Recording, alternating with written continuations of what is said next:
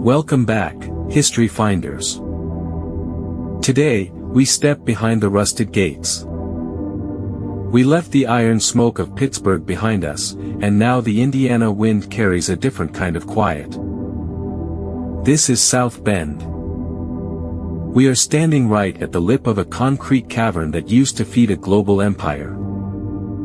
The dark swallows our flashlights. But if you listen closely, you can still hear the phantom hum of stamping presses that shaped the backbone of an entire century. Look at these walls.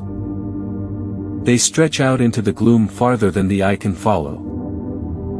At its roaring peak, the Studebaker plant here swallowed over 3 million square feet of industrial manufacturing space. 3 million. Whole lives were spent inside these perimeter fences. Men and women walked these floors by the tens of thousands, punching clocks, breathing coal dust and oil, building wagons first, and then the machines that conquered the highways.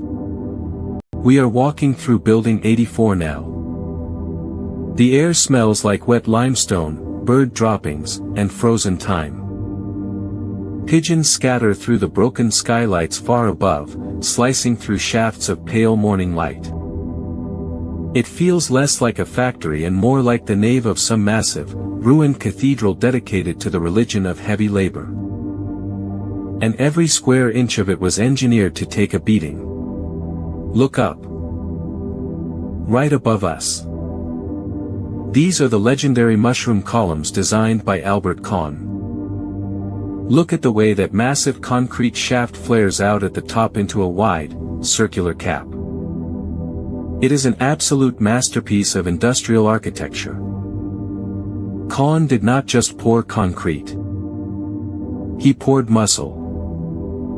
These flared capitals were engineered specifically to distribute the immense weight of multi-ton stamping presses vibrating day and night without cracking the foundation. Run your hand along the concrete. It is cold as a tombstone. But these columns held up the ceiling while history itself was shifting violently underneath. Think about what happened right here inside these very walls when the world went to war. The assembly lines stopped turning out luxury sedans.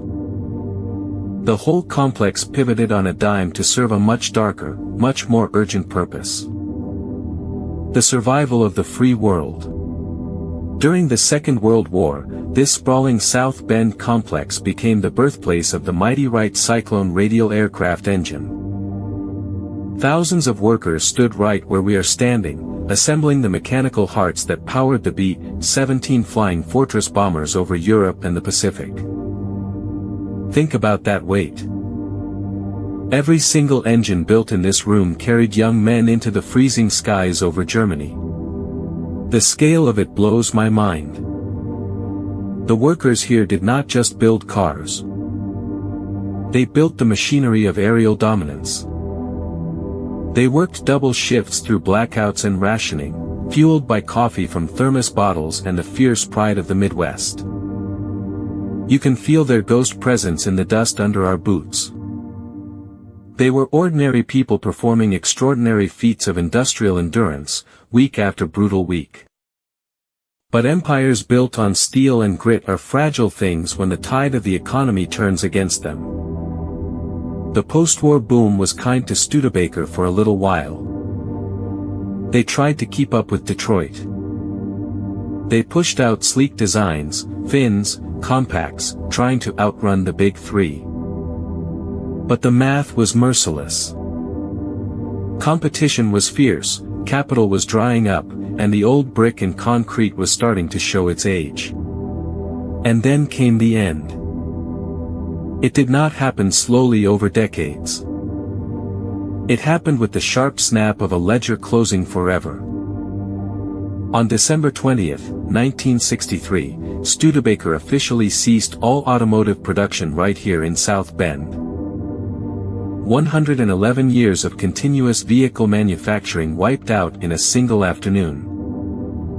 Generations of family heritage, gone. Imagine being a worker on that final shift. You punch your time card for the last time. You walk out these massive double doors into the freezing Indiana sleet. You leave your locker locked, your tools sitting on the bench, and the keys in the ignition of history. 111 years of industrial might, extinguished. Just like that. The silence that followed must have been deafening. Decades have passed since that day. Nature has slowly moved in to reclaim her territory. Water leaks through the failing roof membranes, pooling on the cracked concrete floors.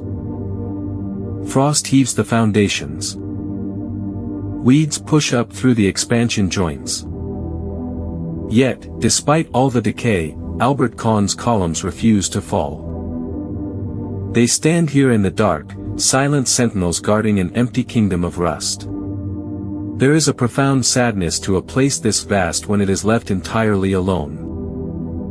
It is a monument to human ambition and corporate hubris all tangled together in iron and rebar. We walk through these empty bays carrying our flashlights, disturbing only the dust and the memories. Keep looking up at what we used to build. See you in the next ruin.